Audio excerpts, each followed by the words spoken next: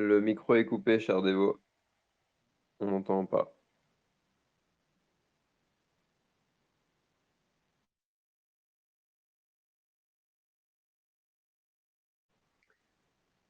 C'est sur,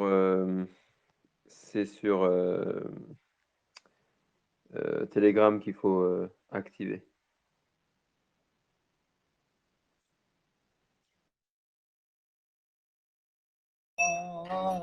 Hare Rama, Rama Rama, Hare. C'est bon, merci. Haribol. Hare Krishna, Hare Krishna, Haribol, qu'est-ce qu'il y a? Krishna. Ouais, on entend, c'est bon. Merci, Haribol. Haribol.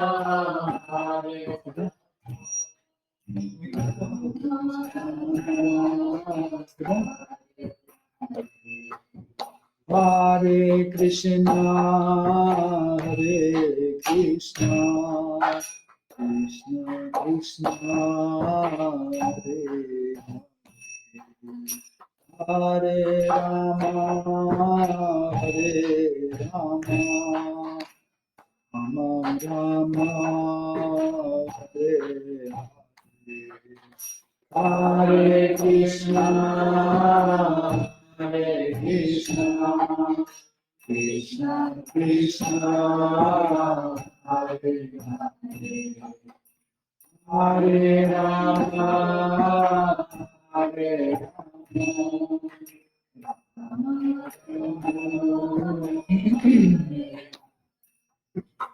Hare Krishna, Hare Krishna, Krishna Krishna,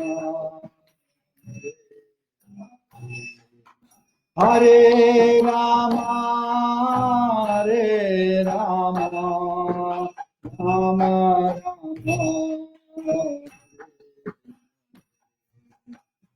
Hare Krishna, Hare Krishna, Krishna Krishna, Hare Rama, Hare Rama, Rama Rama. Hare Krishna, Hare Krishna, Krishna Krishna, Hare Rama, Hare Rama, Rama Rama, Hare Krishna, Hare Krishna, Krishna Krishna, Hare Rama, Hare Rama, Rama Rama, Hare Krishna, Hare Krishna, Krishna Krishna, Hare Hare Rama, Hare Rama, Rama Rama,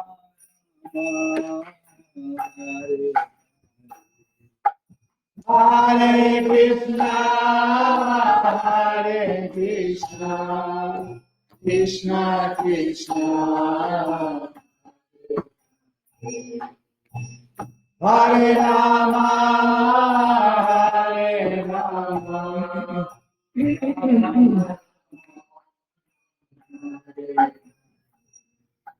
Hare Krishna, Hare Krishna, Krishna Krishna, Hare Rama, Hare Rama, Rama Rama,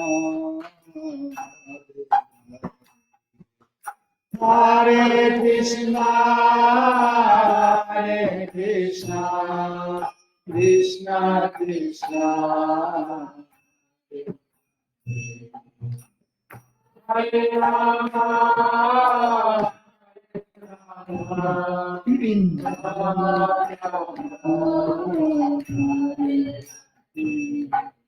Hare Krishna, Hare Krishna, Krishna Krishna, Hare Rama, Hare Rama, Rama Rama, Hare Krishna, Hare Krishna, Krishna Krishna, Hare Rama, Hare Rama,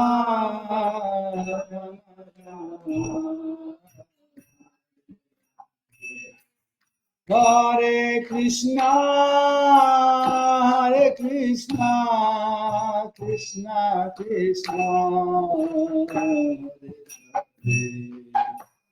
Hare Rama, Hare Rama, Rama Rama, Hare Krishna, Hare Krishna, Krishna Krishna, Hare Rama, Hare Rama, Rama Rama,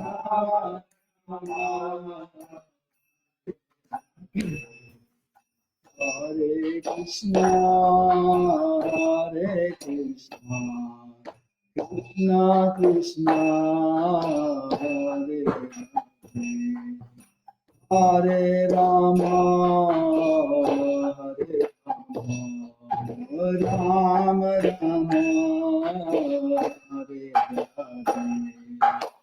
Hare Krishna, Krishna Krishna, Hare Rama, Rama Rama, Hare Krishna, Hare Krishna, Krishna Krishna, Hare Rama, Rama Rama, Hare Hare Krishna, Hare Krishna, Krishna Krishna, Hare Rama, Rama Rama, Jayo Radha Madhava Kunja Bihari, Jayo Radha Madhava Kunja Bihari, Jaya Radha Madhava Kunja Bihari,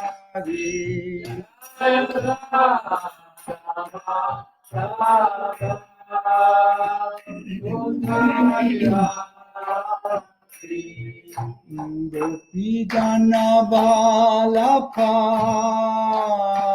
Girivaradhari, Gopi Jana Balapha Girivaradhari, Gopi Jana Balapha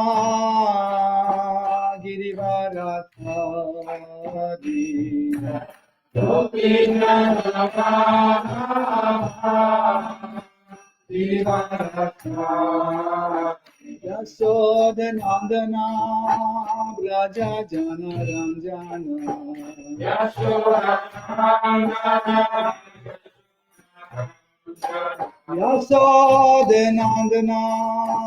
Braja Jana Ranjana,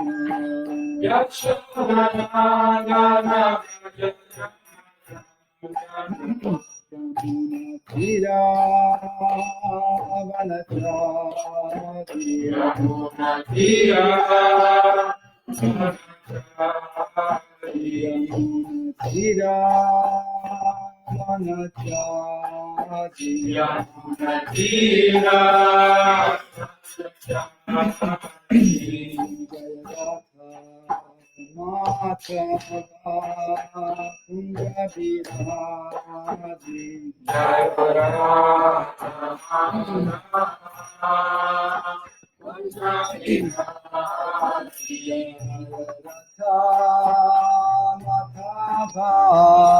Kunja Bihari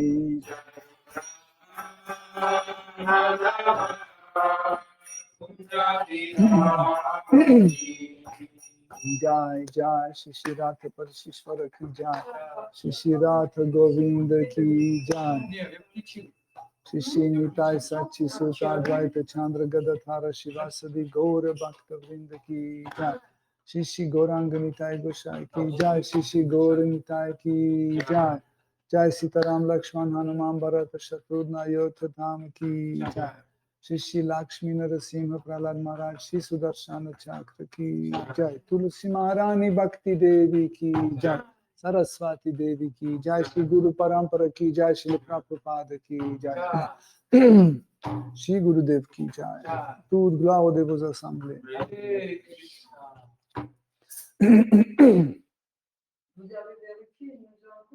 Haribol, cher dévot, vous entendez bien? Oui. Est-ce que quelqu'un pourrait confirmer, est-ce que le micro marche? Vous nous entendez? Oui, ça marche très bien. Merci. Parce que Rasalila était inquiète. Je sais, quand il a écrit après ça, on a fait. Tout va bien. Tout va bien. Merci beaucoup. Om Ajnana Timirandasya Janandana Salakaya Chakshurun Miritam Yena Tasmai Shri Gurave Namaha Shri Chaitanya Mano Bhishtam Stapitam Yena Bhutale Svayam Rupa Kadamayam Dadati Svapadantikam Vandeham Shri Guru Shri Yuta Padakamalam Shri Guru Vaishnavam Shri Rupam Sagrajatam Sahagana Raghunatham Vitam Tam Sajivam Sadvaitam Savadutam Parijana Saitam Krishna Chaitanya Devam Shri Radha Krishna Padam Sahagana Lalita Shri Vishakam Vitamscha Hey Krishna Karuna Sindhu Dina Bandhu Jagatpate Gopesha Gopika Kanta Radha Kanta Namostute Tapta Kanchana Gaurangi Radhe Vrindavaneshwari Vrishabhanu Sutte Devi Pranamami Hari Priye Vancha kalpatarubhyascha kripa sindhubhyeva cha patitanam pavanebhyo vaishnavebhyo namo namaha.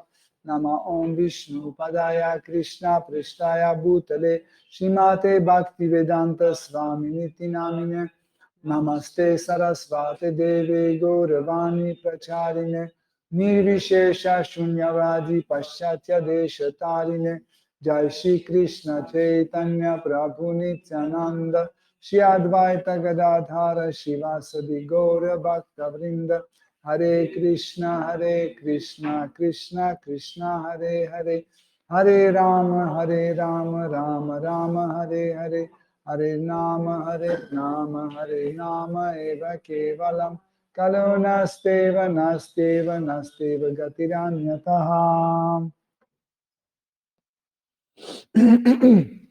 Om Namo Bhagavate Vasudevaya.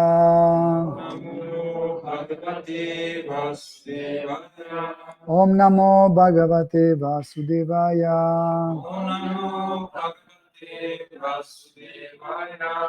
Om Namo Bhagavate Vasudevaya.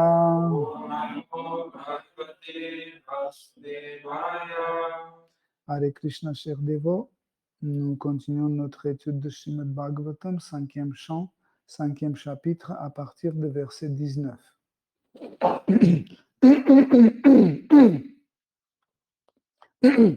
Idam shariram mama durvibhayam sattvam hime hridayam yatra dharma Prishte kripto me yad adharmarad ato himam rishabham prahur aryaha. Traduction.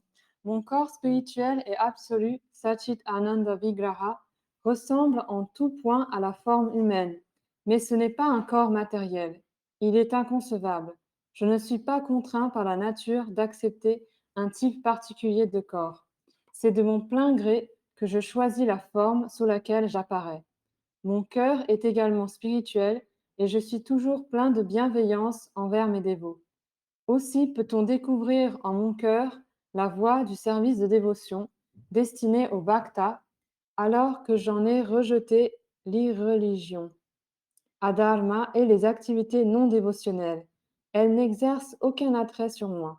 En raison de tous ces attributs divins, on m'adresse généralement des prières sous le nom de Rishabhadev, le Seigneur souverain, le meilleur de tous les êtres vivants. Tenant et porté par sa divine grâce, Bhaktivedanta Swami Srila Prabhupada. Les mots idam shalilam mama dulvibhavyam méritent dans ce verset de retenir notre attention. D'une façon générale, nous connaissons par expérience deux énergies, l'une matérielle et l'autre spirituelle. La première, terre, eau, feu, air, éther, mental, intelligence et faux ego, nous est plus ou moins familière, car en ce monde, les corps de tous les êtres sont composés de ces éléments.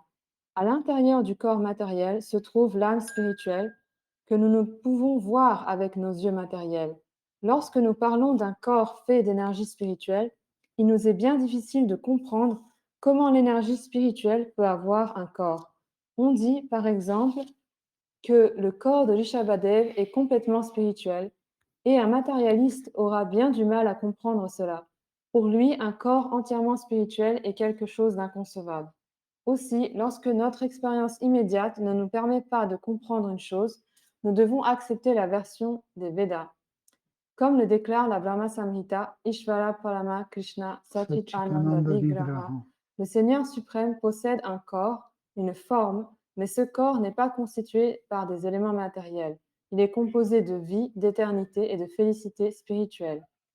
Grâce à sa puissance inconcevable, Dieu, la personne suprême, peut apparaître devant nous dans sa forme spirituelle originelle. Mais parce que la notion de corps spirituel nous est étrangère, nous nous égarons parfois au point de considérer que la forme du Seigneur est matérielle. Les philosophes mayavadis, pour leur part, sont tout à fait incapables de concevoir un corps spirituel.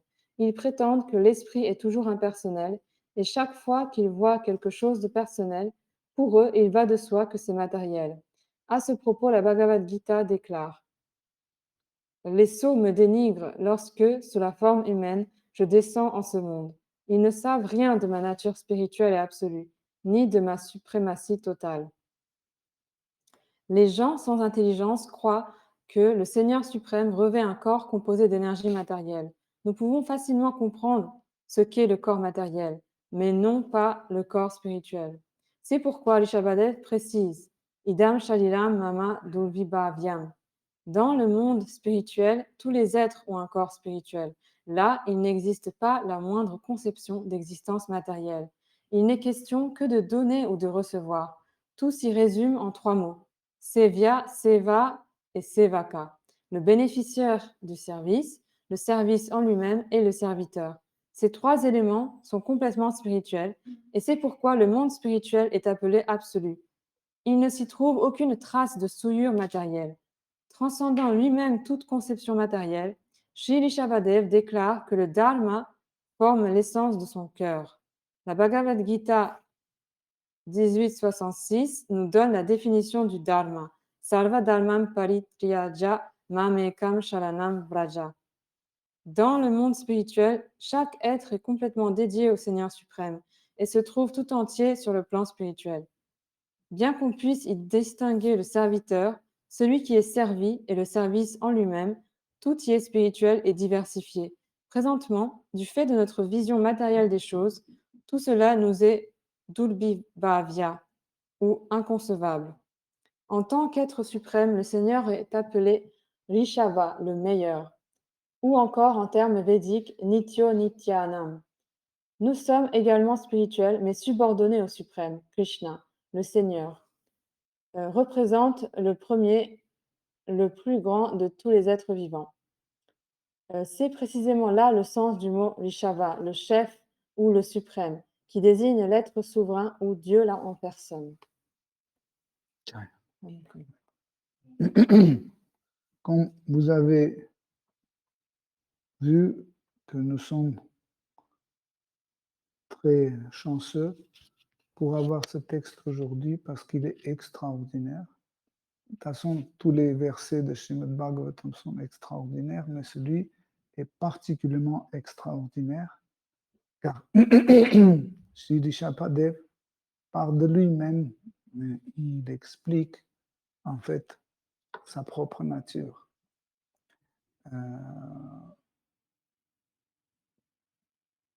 Quand Sri Rishabhadev a commencé à donner les instructions à ses fils, d'abord il a expliqué ce qui est le devoir selon le Varnashrama Dharma et qu'est-ce que c'est le devoir et qui est la personne qui fait le devoir. Par la suite, il a expliqué qui est la religion et qui est le religieux.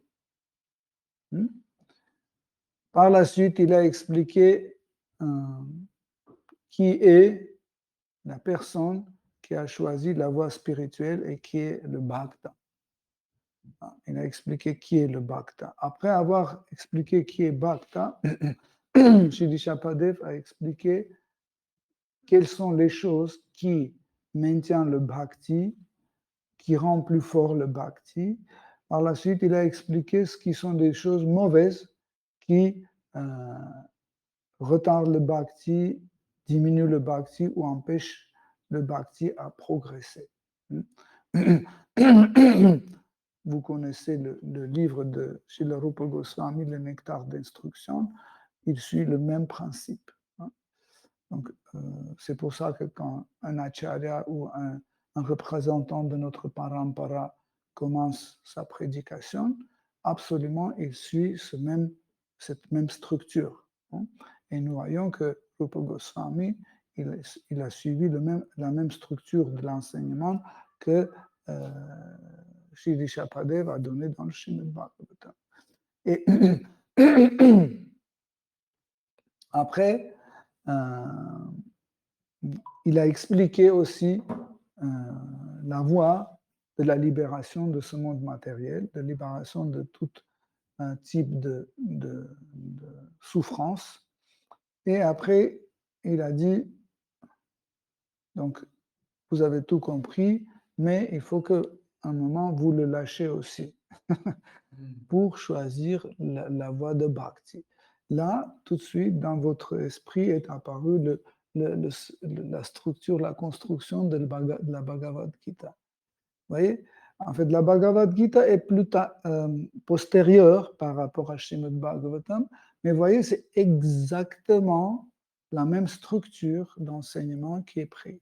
Donc, quand on parle de parampara, parampara, c'est le système disciplique qui vient de Krishna, à travers Narada Muni, Vyasadeva, Brahma, Narada Muni, Vyasadeva, jusqu'au Srila Prabhupada et nos autres gourous. Et chaque représentant de parampara, il suit la même méthode, il prend la même structure. Parce que si on change cette structure, on commence à prêcher autrement, on va prêcher ou l'impersonnalisme, le jnana, on va prêcher le yoga, ou on va prêcher le karma. Okay? Donc, ici, nous voyons qu'il s'agit d'un enseignement authentique. Quand on dit comment savoir si le gourou est authentique ou pas, nous devons voir, est-ce que le gourou suit ce principe? Par plusieurs fois, en fait, Srila Prabhupada a expliqué dans son teneur reporté le principe de Sevya, Seva et Sevaka. C'est à peu près le même principe comme quand on dit Satya, Satana et Sathaka. C'est le même principe. Hein? Donc, donc l'objet de notre adoration, l'adoration même et l'adorateur. Hein? L'objet de service, le service et le serviteur. Okay? Ces trois-là sont liés. Nous ne pouvons pas faire un changement dans l'un sans faire le changement dans les autres. Si vous changez le service, le serviteur et l'objet de service vont être changés. Si vous changez l'objet de service, par exemple, aujourd'hui, pour nos bhaktas, les bhaktas, l'objet de service, c'est Krishna, n'est-ce pas? C'est notre objectif. Imaginez que vous enlevez Krishna et vous mettez Brahman impersonnel. Tout de suite, notre Satana va changer. Le matin, je ne vais pas me lever pour chanter Samsara Bhavana Lalitya Loka. Je ne vais pas chanter Jayaratha Matava parce que ça n'a rien à voir avec le pratique, avec le but, avec le Brahman impersonnel. Je ne vais pas expliquer les divertissements de Krishna. Je ne vais pas vous raconter Srimad Bhagavatam parce que Srimad Bhagavatam est un reflet de la manifestation personnelle du Seigneur suprême. Donc, automatiquement, Srimad Bhagavatam va sortir. Okay? Il n'y aura plus d'anniversaire de Krishna, anniversaire de Srimati Radharani, etc. Ça veut dire le changement de satya, hein, de but, a changé ma pratique. Quand le changement de but a changé ma pratique, moi aussi, je suis changé. Hein? Ça veut dire, je deviens impersonnaliste. Qu'est-ce que ça veut dire, je deviens impersonnaliste? Ça veut dire, je ne crois plus que Dieu existe comme une personne. Je ne crois plus que Dieu peut apparaître sous la forme précise, personnelle, que Dieu peut avoir les diversités, etc. Et la perception de moi-même va changer. Je vais me croire une partie de l'absolu, hein, et je vais retrouver l'absolu. On va être un et quatre. On va se fusionner et moi, comme personne, je n'existerai plus. Okay? Pour cette raison, Shri Shapadev a donné ces 3 points. Okay? Il a donné le Sevya, Sevaka, Sevya, Seva et Sevaka. Ça veut dire l'objet de service et le serviteur. Donc, ces 3-là, en fait, c'est la structure de Bhakti. Si vous dites que, mais non, nous pouvons appliquer ça aussi dans le cas d'un impersonnaliste. Dans ce cas-là, je vais vous poser la question, et comment vous allez servir Brahman impersonnel? Essayez, comment? Là, je peux offrir Krishna une banane parce que je sais qu'il aime bien manger des bananes. Hein? Je peux lui chanter son nom, il sera très content d'entendre son propre nom. Et essayer de chanter le nom de Brahman impersonnel à lui-même. Si vous dites, mais si, Brahman impersonnel aussi, il est content, il va sourire, il va... Dans ce cas-là, il n'est plus Brahman impersonnel. Dès qu'il y a la diversité dedans, il n'est plus impersonnel, il est personnel. Vous voyez? Donc, pour cette raison, Shri Shapadev dit, s'il s'agit de Sevya, ça veut dire il s'agit de l'objet de service, nous devons trouver le service qui correspond à cet objet de service et nous, on doit être dans cette humeur ou dans cette idée pour pouvoir en fait créer ce système qui est un système parfait. Donc, en continuant, Shri Shapadev commence à expliquer à ses fils sa propre nature. Hein. dans la Bhagavad Gita, vous avez eu par plusieurs reprises, vous avez eu l'explication où Krishna se présente lui-même. Hein. Il dit plein de choses sur sa nature, sa façon d'agir. Même dans la Bhagavad Gita, Krishna donne ses préférences. Ça, c'est très important. Hein. Il dit que je suis impartial par rapport à tous les êtres vivants, etc. Et en parallèle, il dit, oui, mais un dévot qui raconte cette connaissance transcendantale à mes dévots, lui, il est le plus cher. Donc, d'un côté, il dit je suis impartial, d'autre côté, il dit que je préfère tel type de dévot. Donc, il n'y a pas de contradiction parce qu'il s'agit d'un absolu. Et l'absolu en lui-même doit contenir tout. Okay? Il doit contenir tout. Dans ce verset, j'ai beaucoup aimé comment Rishabhadeva lui-même, il parle de ça, de ces contradictions qu'on peut penser qu'il a. Il commence par expliquer qu'est-ce que c'est son corps transcendantal. Parce que le corps, en général, c'est la première chose que nous percevons. Par exemple, je rencontre quelqu'un, la première chose que je perçois, c'est le corps. Je ne sais pas où habite cette personne, qu'est-ce qu'il aime, qu'est-ce qu'il n'aime pas, est-ce qu'il est marié, pas marié, à travail ou pas travail, etc., etc. Il est anarchiste, bouddhiste ou personnaliste, je ne sais pas. Mais la première chose que je perçois, c'est son corps. Et la première réaction, c'est la réaction corporelle. Hein. S'il sent mauvais, il n'est pas bien habillé, il est, je ne sais pas, sale, etc., automatiquement, nous créons une attitude envers cette personne. Okay? Mais ici,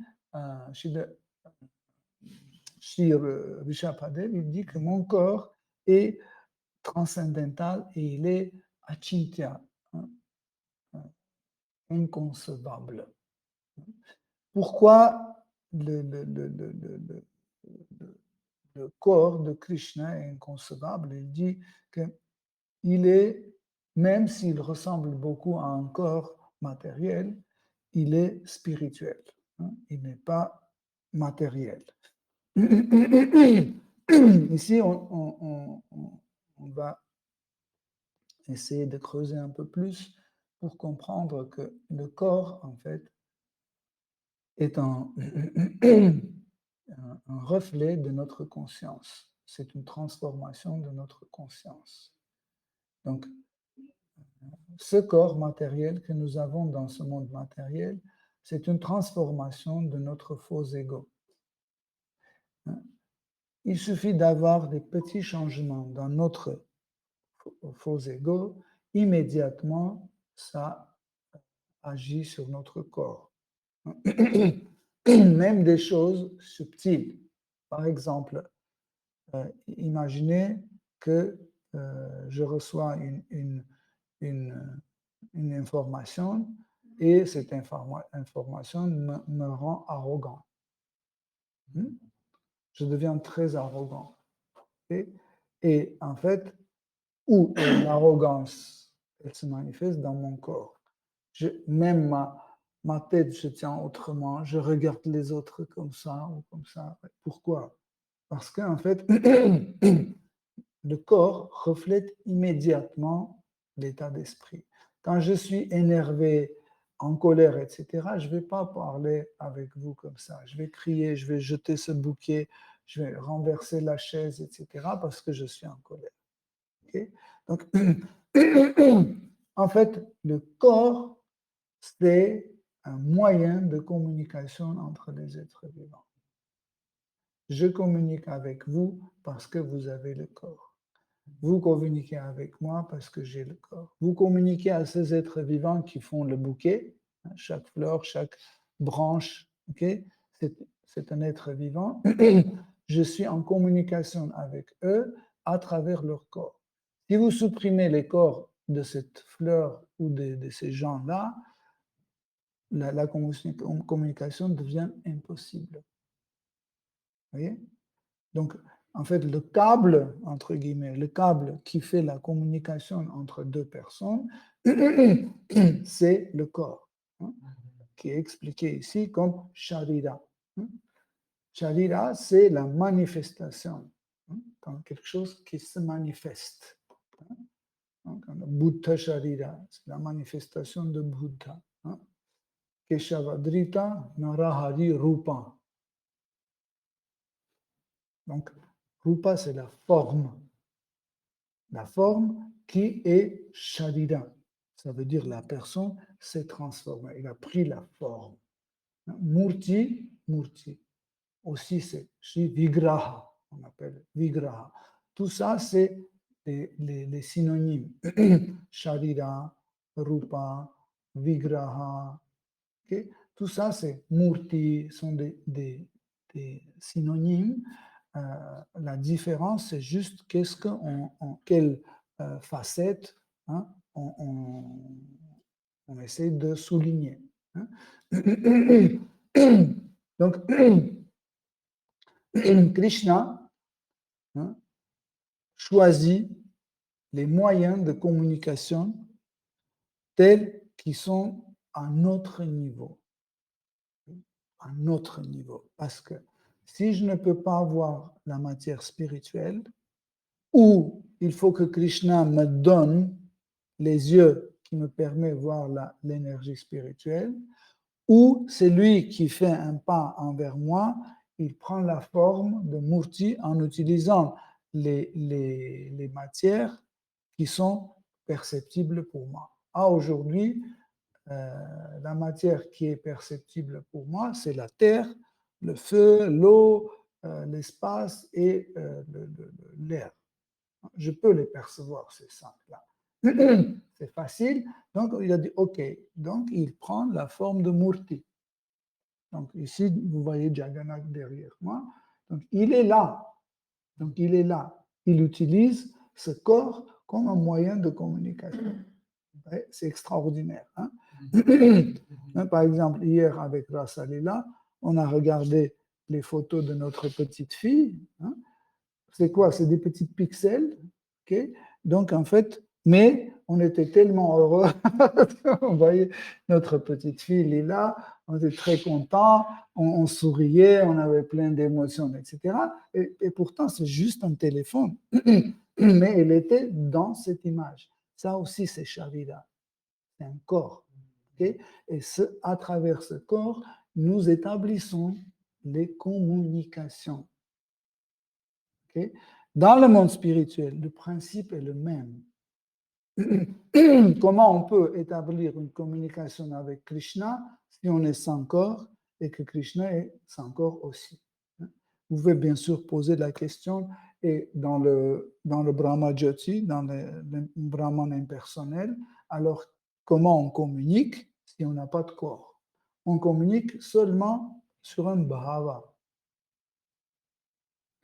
Seule chose qui nous sert comme un point de communication, c'est un bhava, c'est une émotion transcendantale okay, qui nous lie et qui produit Brahmananda, qui produit en fait une félicité de Brahman impersonnel. Mais seule chose, et ce bhava, en fait, c'est le bhava ekatva bhava. Okay? Être un, donc si je suis un, de quelle communication on parle? Hein? Par exemple, si je suis seul chez moi dans ma chambre, avec qui je communique si je suis un? Vous comprenez? Donc pareil, dans le Brahman impersonnel, le corps ne se manifeste pas, ni de la part de Krishna, ni de la part d'un personnaliste. Pourquoi? Parce qu'ils sont liés par ekatva bhava. Donc il n'y a pas deuxième personne, ni pour Brahman impersonnel, ni pour être vivant. Vous comprenez? C'est pour ça que le corps ne se manifeste pas. Brahman impersonnel, c'est paravyoma, c'est le monde spirituel. Et dans le monde spirituel, chaque désir se réalise immédiatement. Et pourquoi là-bas, ça ne se réalise pas? Pourquoi le corps n'apparaît pas? À cause de ça. Parce qu'il y a Ekatva Bhava où il n'y a pas la deuxième personne pour avoir les relations et communications. Okay? Donc Krishna, Krishna dit que Satchitananda, c'est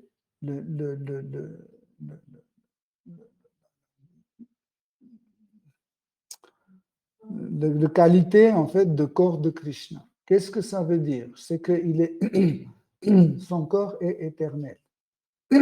Comment on peut comprendre que le corps est éternel? C'est que chaque fois, quand nous voudrions rentrer en contact avec Krishna sous telle ou telle émotion, ce corps ou cette forme de Krishna est disponible. L'éternité veut dire disponibilité.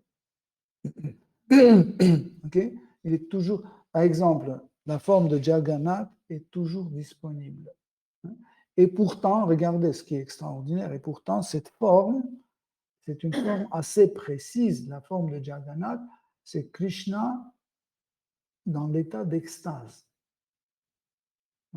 Et ce qui est extraordinaire, cette extase est instantanée, ça veut dire chaque seconde, cette extase change selon ce que Jagannath entend, selon ce que Krishna entend.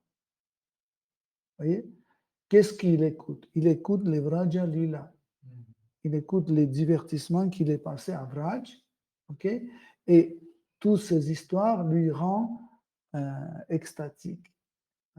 Et chaque fois quand vous regardez Jagannath, vous pouvez trouver tous les 8 Sattvika Bhava et tous les autres Anubhava. Vous pouvez trouver tous les Bhavas dans cette image. Pourquoi? Parce que il réciproque, il répond à chaque émotion qui vient. Parce que l'histoire, c'est comment? C'est que quand il y avait l'éclipse de soleil qu'on fêtait au champ Kurukshetra, les Vrajabasis sont venus là-bas, les habitants de Dvaraka sont venus là-bas, des habitants de Hastinapur, Mathura, etc., de tous les côtés sont venus, et ils ont resté plusieurs jours. Il y avait un divertissement extatique. En fait, c'est pas juste une petite chose. Si vous, une fois, je vous ai raconté même qu'il y avait la danse Rasalila pendant cette période de rencontre sur le champ de Kurukshetra. Et quand les reines de Dvaraka ont rencontré Rohini et les autres femmes de Vraj, les reines de Dvaraka étaient très curieuses de savoir en fait comment Krishna était avant le mariage, quand il était jeune, et elles voulaient écouter les divertissements les plus confidentiels et les divertissements amoureux de la jeunesse de Krishna. Mais ça, c'est un sujet tabou pour les autres, et c'est pour ça qu'ils sont rentrés dans une tente, ils ont fermé la tente, ils ont fermé l'entrée dans la tente, ils sont assis dedans, et à mi-voix, on commençait à raconter ces histoires de Krishna. Les Brajabasi, les femmes Brajabasi, ont commencé, les jeunes femmes, ont commencé à raconter comment était Krishna. Et pour que personne ne rentre, on a mis Srimati Subhadra Devi, la sœur de Krishna, on a mis à l'entrée de la tente. Elle était assise, mais en même temps, elle écoutait comme ça ce qui était parlé là-bas. Et quand elle écoutait, elle est rentrée dans un état d'extase, et elle est devenue comme ça. Comme vous le voyez sur l'autel. Même son extase était telle qu'on ne voit même pas les bras. Jagannath et Baladev, on voit les bras. Et après, c'était Balaram qui est passé, il dit, ma soeur, qu'est-ce que tu fais ici? Mais elle était dans un état où elle n'entendait plus rien. Elle ne voyait plus rien, elle était dans ses divertissements complètement.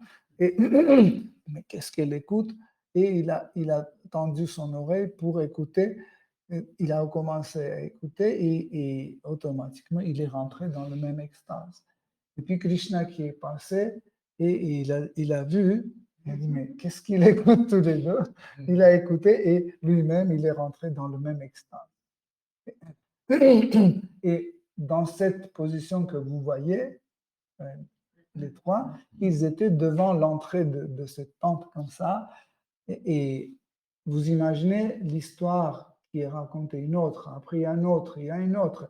Et chaque fois, l'extase change. Vous voyez, et parce que le corps, pourquoi je vous raconte, le corps réagit immédiatement, hein, il réagit bien immédiatement à ces bhavas qui rentraient dans les oreilles de deux frères et une sœur. En ce moment-là, il y avait Narada Muni qui est passé là. Quand il les a vus, il a dit j'ai jamais vu Krishna dans cet état d'extase. J'ai jamais vu Krishna dans cet état d'extase. Il a présenté ses hommages et a dit s'il vous plaît, pour le bien de tous les dévots qui vous adorent, s'il vous plaît, restez éternellement dans cette forme.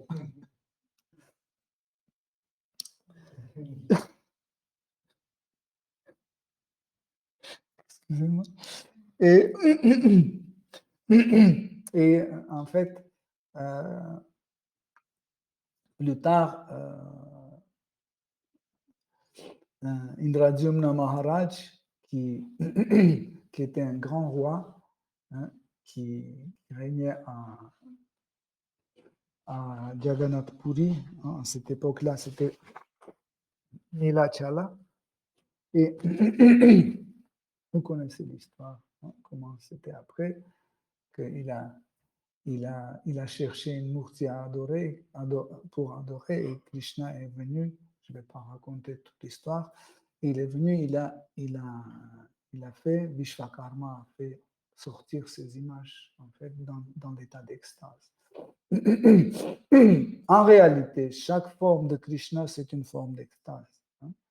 Par exemple, Shri Chaitanya Mahaprabhu, hein, que vous connaissez, c'est aussi Krishna dans une forme d'extase, parce qu'il se trouve dans Radha Bhava,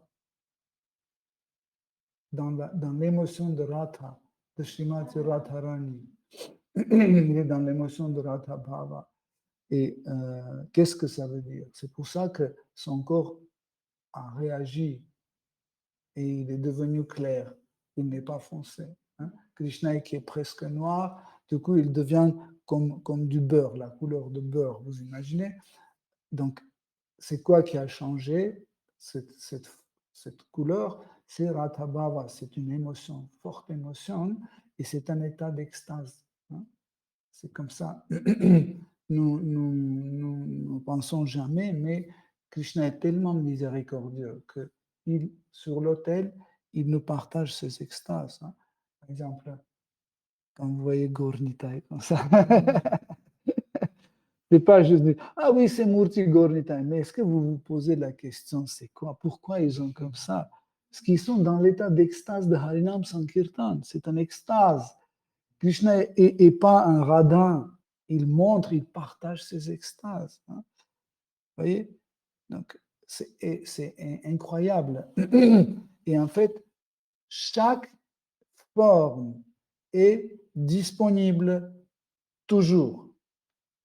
C'est pas qu'un, oui, il est venu, il a manifesté cette extase et personne ne peut le voir. Hein. C'est pas comme ça. C'est que dès que les émotions de son dévot correspondent à ces émotions, à cette extase de Seigneur suprême, il arrange cette rencontre. Il arrange cette rencontre. Hein. Je vais donner un autre exemple qui est assez curieux et intéressant. Exemple, Krishna, des fois, il se montre, il a une forme très humble, où il dit que je dépends de mes dévots. J'ai aucune puissance, toute la puissance, c'est un Medévo. Ce n'est pas moi qui décide, c'est Medévo qui décide. Une fois, il a montré ça à Durvasa Muni. Vous vous souvenez de l'histoire quand Sudarshana Chakra courait derrière Durvasa Muni et Durvasa Muni cherchait un endroit pour se cacher et ni Shiva ni Brahma n'ont pas pu le protéger. Il est allé voir Seigneur Vishnu. Et Seigneur Vishnu, à ce moment-là, était dans cette extase très, très humble. Et il s'est prosterné devant lui. Il a dit, s'il te plaît, ton chakra, arrête là parce que il veut me tuer. Et chez Vishnu, il a dit, je ne peux pas. En réalité, tout le monde pense que je suis libre, je fais tout ce que je veux. Et là, il a dit, non, en réalité, ce n'est pas comme ça. Je dépends de mes dévots. Je suis là pour, en fait, réaliser, exaucer leurs désirs. Je dépends d'eux. Et il a montré cette forme. Il a montré cette forme à Durvasa Muni. Mais comment c'est arrivé que Durvasa Muni a pu recevoir cette extase, voir cette extase? C'est que Krishna a créé un divertissement dans lequel automatiquement il s'est retrouvé devant cette forme. Et nous aussi, selon le désir de notre cœur, selon le désir de notre cœur, Krishna va créer des situations dans notre vie où nous allons nous retrouver devant notre Seigneur adoré. C'est comme ça. Comme vous vous souvenez l'histoire on est toujours dans l'histoire de Jagannath. Quand Pundarika Vidyanidhi était en train de... On a parlé de ça l'autre jour. Quand Pundarika Vidyanidhi était en train de contempler l'autel où il y avait Jagannath Baladev Subhadra, et il a vu que les pujaris ont mis les cols trop amidonnés pour que ça reste droit, hein, mais quand c'est trop amidonné, ça peut gratter, c'est des émotions un peu, ça devient dur. Et il a dit, pourquoi les pujaris ont fait ça? Parce que ça va faire mal à Jagannath Baladev Subhadra, etc. Et après, il est allé, il s'est couché, et dans son rêve, il a vu Jagannath et Baladev qui sont venus. Il dit, comment tu as osé critiquer nos pujaris? Et ils ont commencé à donner des gifles comme ça. Tac, tac, tac, tac. Après, quand il s'est réveillé, il est allé voir dans le miroir. Il a vu que ses joues sont gonflées avec des traces de doigts de Jagannath et Baladev. Donc, il a vu cette forme de Jagannath et Baladev. C'est aussi une forme d'extase où ils sont prêts à défendre les dévots. Voyez. Donc, pourquoi je vous raconte tout ça? Pour qu'on comprenne l'idée de Sharira, l'idée de corps, en fait. Quelle est l'idée de corps? Parce que le corps, c'est une idée, on a dit, c'est un moyen de communication, mais aussi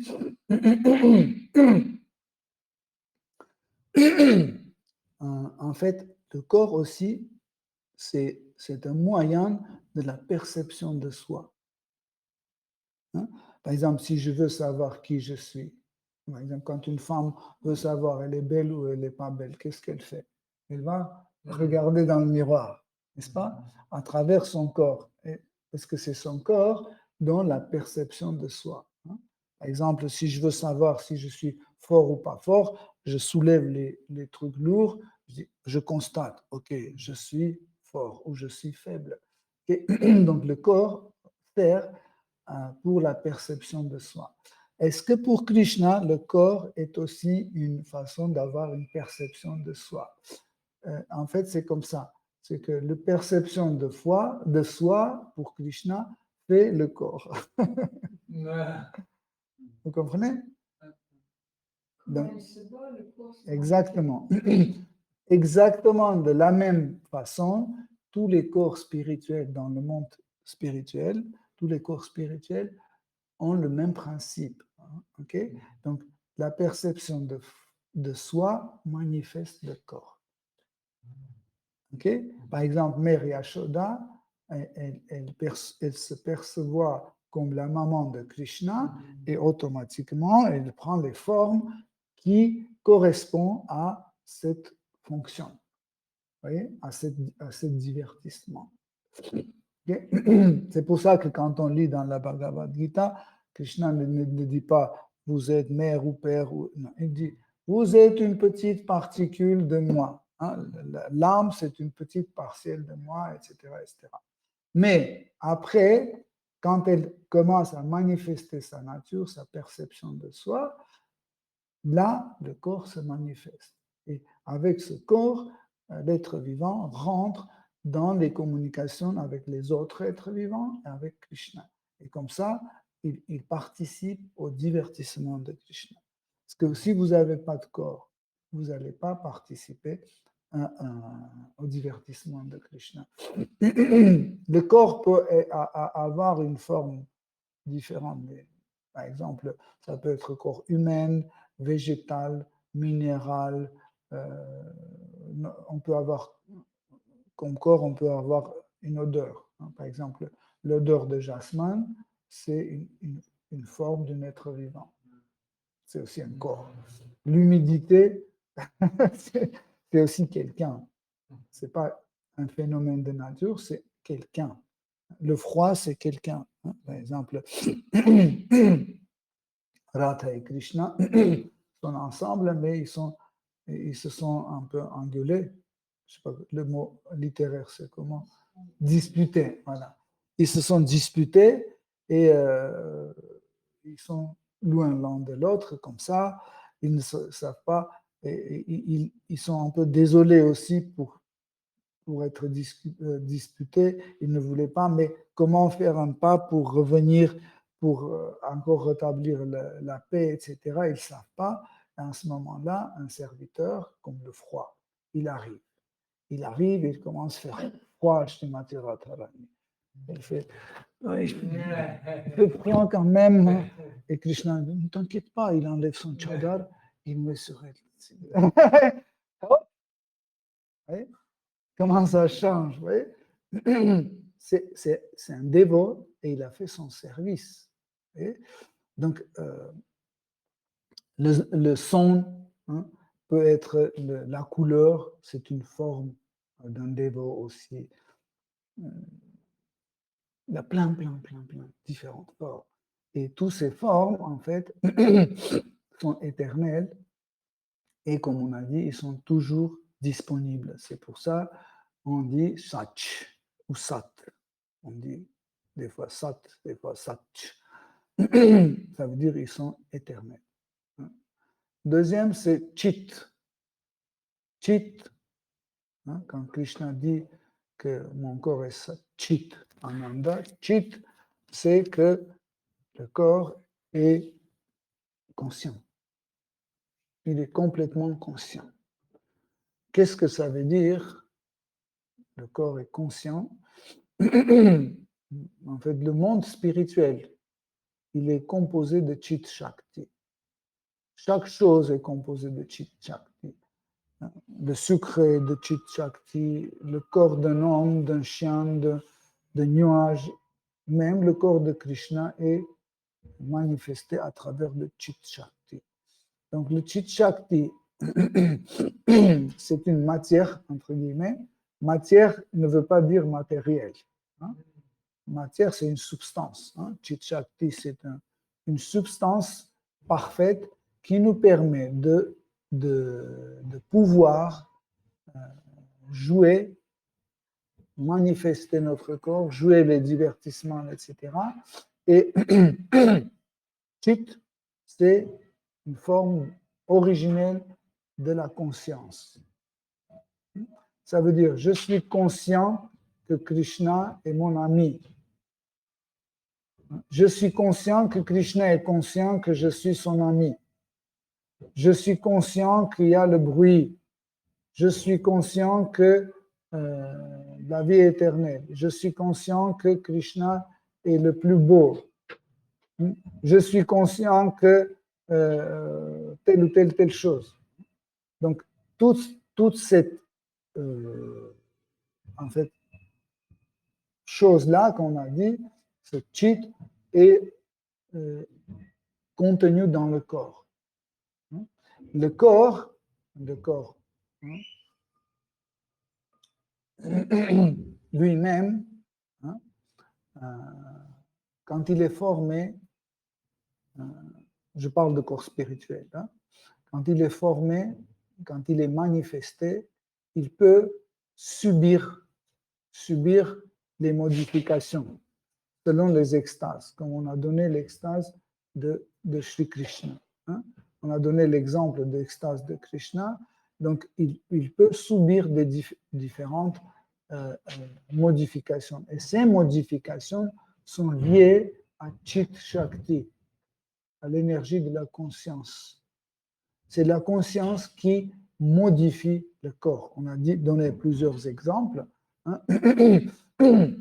Et l'état de conscience, en fait, l'état de conscience est très important parce que ça manifeste un corps et la manifestation de ce corps crée les relations avec les autres. Par exemple, quand Krishna joue la flûte, il joue une mélodie. Par exemple, il joue une mélodie, et cette mélodie, il joue de telle façon qu'il destine à tous les êtres vivants de Vrindavan. Okay? Mais la même mélodie est perçue par les parents autrement, par les gopis autrement, par les oiseaux autrement, etc. Par exemple, quand les parents de Krishna, ils reçoivent la mélodie de la flûte, donc ils pensent tout de suite à leur fils qui est imprudent, qui aime bien faire les bêtises et ça peut devenir grave. Ils commencent des fois à s'inquiéter pour lui, etc. Tandis que pour les amis de Krishna, quand Krishna joue la flûte, il n'y a aucune inquiétude. Hein. Ils peuvent commencer à danser, etc. Mais par exemple, les oiseaux qui sont assis sur les branches, dès qu'ils entendent la première note de flûte de Krishna, ils serrent très fort la branche parce qu'ils savent qu'ils vont tomber en extase. Oui, avec ses pattes. Ils tiennent comme ça très fort, hein, mais quand même, quand la mélodie rentre dans leurs oreilles, ils gardent comme ça, mais ils tournent comme ça. Ils restent accrochés comme ça. Parce qu'ils sont dans une extase, ils jouent, en fait, ils revivent plusieurs extases. Et un de ces extases, c'est Stamba. Stamba, c'est quand on devient complètement immobile. Hein? Et eux aussi, ils deviennent complètement immobiles, mais parce qu'ils n'arrivent plus à se tenir, ils restent accrochés comme ça. Mais les gopis, ils entendent la même mélodie, mais ils le décryptent autrement. Ils le décryptent autrement, c'est que Krishna veut nous voir. Et il faut qu'on y aille. Quoi qu'il se passe, on va y aller. Donc, on va briser tout type de conventions sociales, familiales, etc. On va briser parce que Krishna veut. Parce que Krishna est un seul et unique objet de nos sens. Donc, nous ne pouvons pas mesurer Krishna avec les mesures moraux de notre monde matériel. C'est impossible. Il est immesurable. Nous ne pouvons pas appliquer sur Krishna ça. Et quand Krishna se divertissait dans le monde matériel, hein, il a créé les situations pour voir à quel point chaque être vivant voit que Krishna est supérieur à toutes les autres conventions. Même, il a créé la bataille de Kurukshetra, hein, pour voir est-ce qu'on peut mettre Krishna au-dessus de Dharma ou pas. Si vous analysez bien, vous allez voir que personne n'empêchait, de deux côtés de la bataille, personne n'empêchait de dire, OK, par exemple, Dronacharya ou Bhishmadev, ils pouvaient laisser leurs armes et dire, bon, finalement, je suis prêt à aller en enfer, je suis prêt à aller en enfer, il n'y a pas de problème, je vais aller brûler en enfer, mais je veux aller côté Krishna. Je veux me battre à côté de Krishna, parce que Krishna est au-dessus de tout. Okay? Mais ils ont dit non. C'est vrai que Krishna est là, mais le dharma est plus important. Ils ont donné l'importance au dharma. Et pour cette raison, Krishna a créé plein de situations, hein, où on devait montrer que Krishna est au-dessus de tout. Par exemple, quand Krishna devait partir de Vrindavan à Mathura, en fait, tout le monde, avant ça, parlait que Gopi, d'une façon secrète, se rencontre avec Krishna. Hein. Mais on disait ça jamais ouvertement. Il y en avait qui ne croyaient même pas que c'est comme ça, etc. Mais au moment quand Akrura a préparé déjà le char, quand Krishna et Balaram sont venus pour partir, les gopis sont venus armés des bâtons, de ces bracelets en métal, des pierres, etc., avec l'image très déterminée qu'ils vont se battre, ils vont défendre Krishna parce que Krishna ne doit pas partir. Et là, c'était le sommet, ils ont dépassé toutes les limites morales. Toutes les limites morales.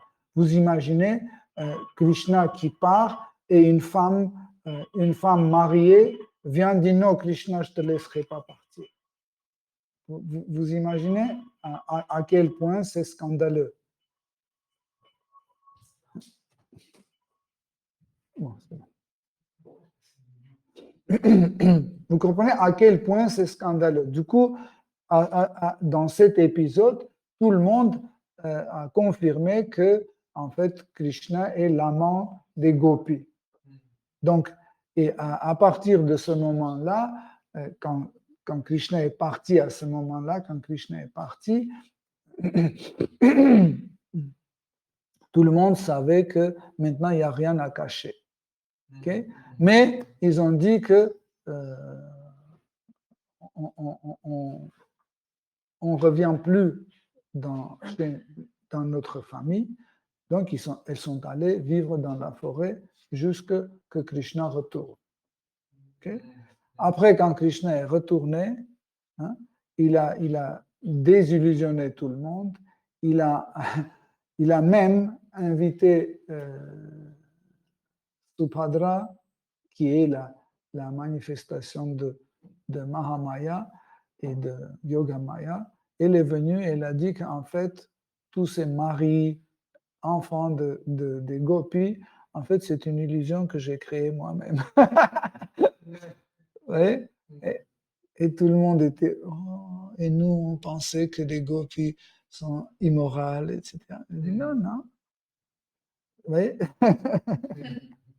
C'est extraordinaire. Donc, il a désillusionné. Même Durvasa Muni est venu pour constater ça. Bon, en fait, c'est une très belle, il a très beau divertissement. Et il a fait ça avant le retour au monde spirituel. Même Krishna a montré aussi à ceux qui étaient matérialistes, il a montré aussi des corps matériels, hein, les corps matériels, qui est une illusion, hein, pour que les gens qui ne croyaient pas à Krishna, qui ne prenaient pas Krishna comme Dieu la personne suprême, qui pensaient que Krishna est l'homme ordinaire, Krishna a fait une illusion d'un homme ordinaire. Et en fait, ce chasseur qui a tiré sur Krishna et touché son talon, et Krishna est tombé, il a montré comme s'il a un corps mort. Hein.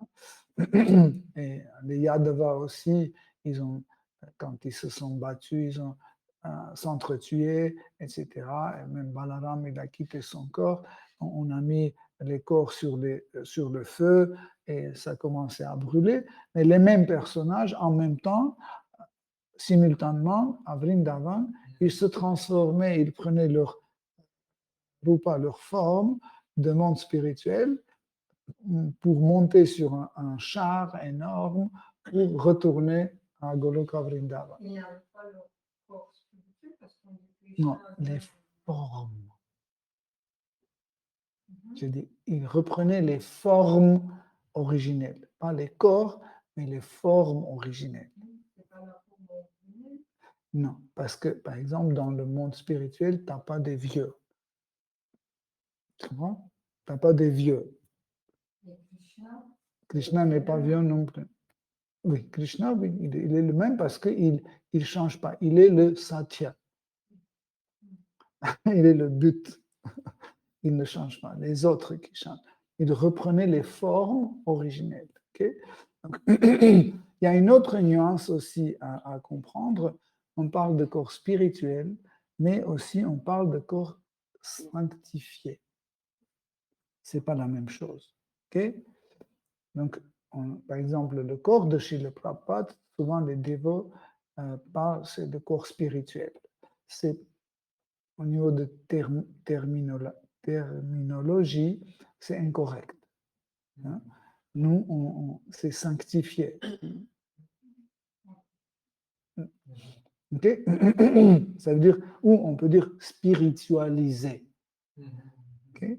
Parce que ici, Srila Prabhupada a utilisé la matière, hein, pour manifester son corps.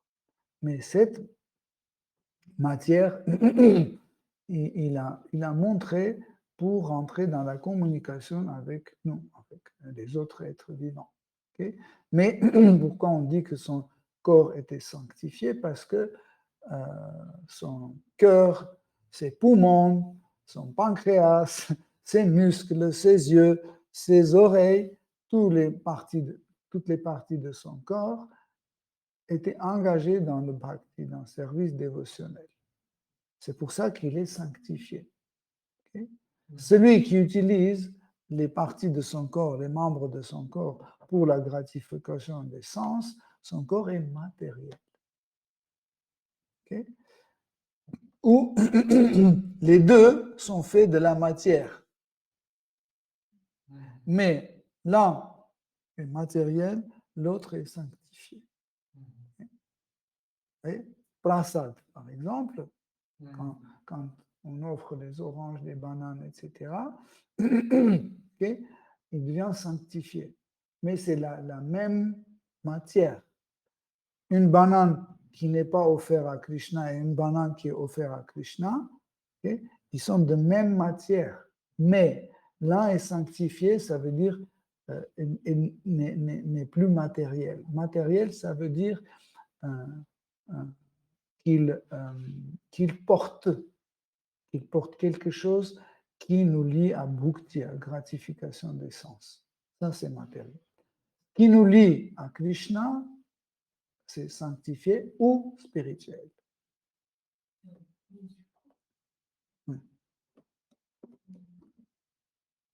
Je pense qu'on va couper ce verset en deux parties et l'autre partie, on va voir dimanche. Hein? Okay. Hare Krishna, vous pouvez poser la question. J'ai un peu la même question qu'Rafaïla parce que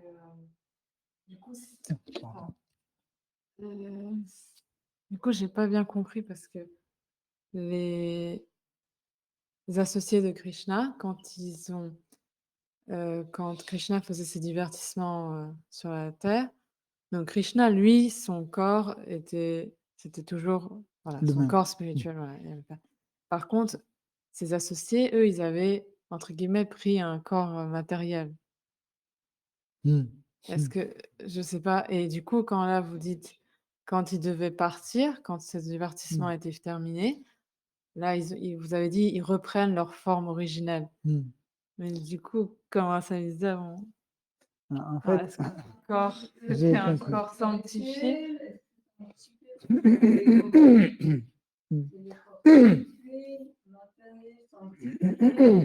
En fait, il y a différentes catégories. Il y a Krishna qui vient dans son corps sans changer, tel qu'il est originellement. Mais il y a son entourage, comme ses parents, ses amis, ses amants, etc., qui sont très proches à lui, qui vient aussi. Mais Krishna joue les divertissements dans le monde matériel, les divertissements qui sont un peu différents. Comme je parlais de ça, que Krishna se trouve toujours dans le monde spirituel. Même quand Krishna vient, imaginez que ça c'est Krishna, et Krishna doit venir dans le monde matériel, il vient et il prend son demeure, et il arrive avec son demeure. Donc il se trouve toujours dans sa demeure. Donc il ne quitte jamais. Par exemple, Krishna doit partir à Indraloka, il est à Vrindavan, il doit partir à Indraloka, il se déplace avec une partie de Vrindavan, avec sa demeure. C'est pour ça qu'il ne quitte jamais. Okay? Vous comprenez l'idée? Mais quand il arrive dans le monde matériel, entre guillemets, inspire Krishna pour certains divertissements qu'il ne fait pas là-bas. Par exemple, dans le monde matériel, il existe les démons. Dans le monde spirituel, il n'existe pas les démons. Donc, pour jouer avec les démons, il arrive dans le monde matériel. OK? Et quelqu'un comme Jai Vijaya, par exemple, qui veulent faire plaisir à Krishna, ils prennent cette forme d'un démon. Ils prennent la forme de démon pour se battre avec Krishna. Okay? Ils prennent les formes. Bien sûr que vous allez, au départ, si je vous raconte, vous allez dire, mais comment c'est possible, etc. C'est tout à fait possible. Quand une personne comme ça décide de faire plaisir à Krishna, donc il vient sous toutes les conditions. Ils disent, je viens comme tu veux. Si tu veux que je veux devenir ta chaussure, le démon, comme tu veux, le plus important que tu aies le plaisir. Okay? Voilà. Oui. Mais on joue ici dans le monde matériel. Pour qu'on comprenne bien, je vais prendre un exemple. Par exemple, le frère de Srimati Radharani, il était né il y a 5000 ans, quand il y avait Krishna, Radha, Yashoda, etc. Quand Krishna est venu il y a 5000 ans, le frère de Srimati Radharani, qui était l'ami de Krishna, Sridham, il est venu aussi. Mais parce que Srimati Radharani l'a maudit, il est venu aussi dans le corps d'un démon Shankachuda. Donc, en même temps, il existait dans le corps de Sridham et le démon Shankachuda. Ça veut dire que la même personne était dans deux corps différents. Et ces deux corps étaient spirituels ou matériels? Je suis en train de raconter, chérie. Donc, regardez, ici, Sridham et le frère de Srimati Radharani. Vraiment quelqu'un qui habite dans la même maison, qui fait l'amitié, son frère, etc., l'amour fraternel, etc. Okay? Et en même temps, il est l'ami de Krishna. Okay? Donc, nous savons que Krishna ne rentre pas en contact direct avec la matière, n'est-ce pas? Sauf dans le cas de Shiva. Okay? Donc ça, c'est notre siddhanta. Donc, ça veut dire, s'il prend dans ses bras son ami Sridham, donc son corps ne peut pas être matériel. Sinon, Sanctifié ou c'est spirituel? donc, c'est très très sûr.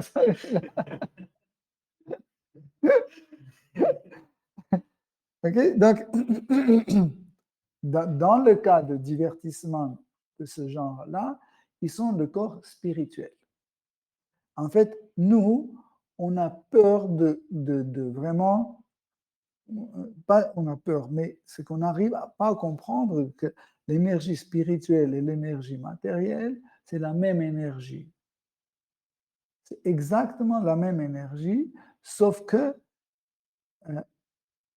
l'énergie Mahamaya et l'énergie Yogamaya provoquent différents états de la conscience. Différents états de la conscience. Okay? Donc, l'énergie Yogamaya, une énergie matérielle, elle crée en fait l'état de conscience matériel, ce qui veut dire que tout est en moi, la mienne, etc. C'est cet état. Okay? Et grâce à ça ou à cause de ça, ils nous rendent dépendants de cette énergie. Yogamaya, Yogamaya fait un autre état de conscience, qui nous rappelle Krishna, qui nous fait pas oublier Krishna. Et en fait, notre moi dépend de Krishna. En fait, moi est manifesté seulement quand je suis en train de satisfaire Krishna. Si je ne suis pas dans cet état-là, ma perception de soi n'est pas réelle. Ok? Donc, sinon, l'énergie, mais c'est la même énergie. Sauf que une partie, un quart, agit de cette façon-là, comme Mahamaya, trois quarts agit comme Yogamaya. Maintenant, donc, le corps de Sridham, c'est un corps spirituel qui agit d'une façon spirituelle. Okay? Vous pouvez dire, mais est-ce que dans son corps, il y avait le cœur, les veines, les poumons, l'estomac, le pancréas, etc. Par exemple, une fois, quand il y avait la question que est-ce que, vous vous souvenez quand, je ne vais pas raconter toute l'histoire, Hanuman, quand Hanuman reçu le cadeau de Sita Devi, elle a mangé ces perles, vous vous souvenez? Et les gens ont dit, c'est ça, c'est un singe, il ne comprend rien. Ce qui est sacré, qui est Ram, qui est Sita, il ne comprend pas. Et Sri Ramachandra a entendu, elle dit, ouvre ton cœur pour qu'on voit ce qu'il y a dedans. Et Hanuman, il a il a déchiré sa poitrine, et il a déchiré le cœur aussi, hein, le vrai, entre guillemets matériel. Il a déchiré et tout le monde a vu Sita et Rama dedans. Vous voyez? Donc, et après, en fait, tout s'est refermé. Donc, est-ce que c'est matériel ou est-ce que c'est spirituel? Hein? Par exemple, quand Krishna a tué Shishupal avec son Sudarshan Chakra est parti, il a coupé la tête de Shishupal et au retour, quand elle retournait, elle a touché le doigt de Krishna et le doigt de Krishna a commencé à saigner. Il y a du sang qui est apparu. Mais les Shastras disent que son corps n'a pas de sang, etc. Mais il a manifesté ce qu'il fallait. Okay? Donc pareil, quand Krishna veut pleurer, quand Krishna pleure, hein, il a les larmes qui coulent. Mais ça ne veut pas dire qu'il a les glandes lacrymales. Okay? Donc, c'est comme ça qu'on doit comprendre. Parce que aussi, avoir le cœur, l'estomac, l'intestin, etc., ça ne veut pas dire que ça nous donne la garantie pour la vie. Il y a tellement de gens qui meurent, mais ils ont tout. Et il y a des gens qui n'ont pas ni pancréas, ni machin, etc. La moitié des jambes est partie, même les 2 mains sont parties, ils ont juste une jambe, même pas, ils continuent à vivre. Parce que l'énergie spirituelle, en fait, est au-dessus d'énergie matérielle. L'énergie matérielle dépend d'énergie spirituelle. C'est juste notre compréhension de ce qui est spirituel et matériel est tellement différente. Donc, ces corps spirituels, dans les lilas, par exemple, Nanda Maharaj, Mary Yashoda, pour montrer en fait et pour donner le goût de divertissement, ils changent. Par exemple, Nanda Maharaj commence à avoir les cheveux blancs, son corps devient plus faible. Et on peut dire, mais ça, le corps spirituel ne peut pas être faible. Le corps spirituel ne peut pas avoir les cheveux blancs, etc. Mais ce divertissement exigeait, par exemple, quand les gopis âgées, elles se plaignaient à Nanda Maharaj ou à Mary Yashoda parce que Krishna faisait des bêtises, chaque fois, elle disait à Krishna, si tu continues comme ça, on va tout raconter à ton père. Elle disait, vous pouvez aller raconter tant que vous voulez. Qu'est-ce qu'il va me faire? Il est déjà vieux. Je cours plus vite. Vous voyez? Donc, pour ce genre de divertissement, il fallait que le corps de Nanda Maharaj soit comme ça. Et au moment de partir, en fait, on reprenait les formes parce que leur corps est toujours spirituel. Par exemple, le corps de Shiva est spirituel, mais il est composé de la matière. Énergie matérielle est composée d'énergie matérielle, mais son corps est spirituel. Vous voyez? Pourquoi? Parce que la matière n'influence pas ta conscience. Chez le Prabhupada, la matière n'influençait pas la conscience de Srila Prabhupada. C'est comme ça qu'on doit réfléchir.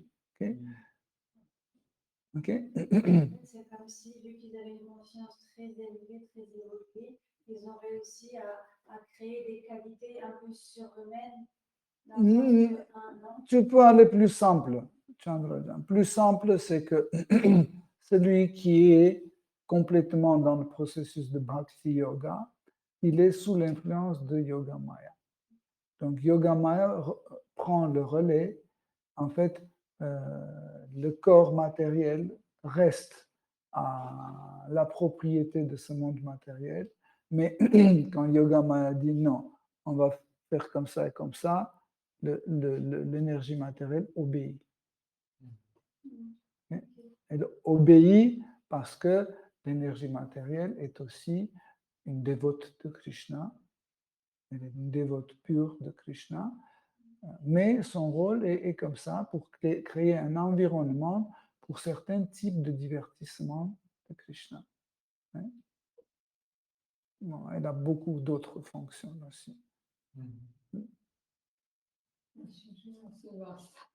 Non, en fait, je vous assure, cette idée de corps spirituel et matériel, c'est un sujet assez compliqué. Et chaque fois, quand on revient sur ce sujet, chaque fois, vous pouvez comprendre encore plus et encore plus et encore plus.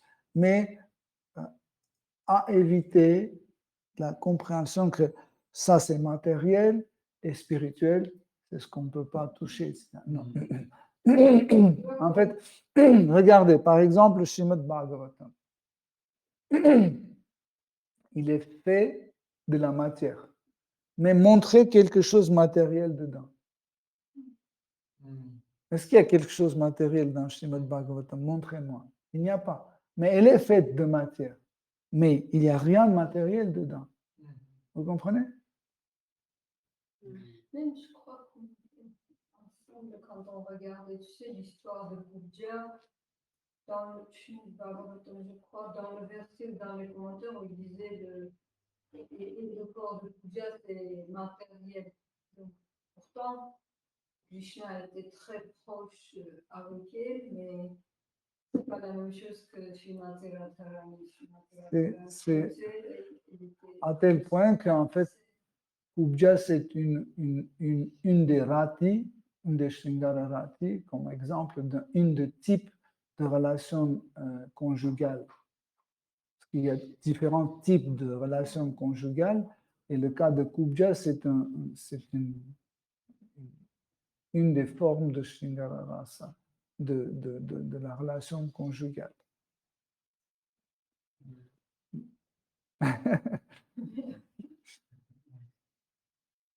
Ok, Hare Krishna, cher dévot, merci pour votre attention. Je sais que le sujet est très vaste, donc dimanche on va reprendre parce que ce verset est très très dense. Je ne veux pas le bâcler comme ça, on va aller doucement. Hare Krishna. Shishimad Bhagavatam ki jai, Srila Prabhupada ki jai. Toutes gloires aux assemblées.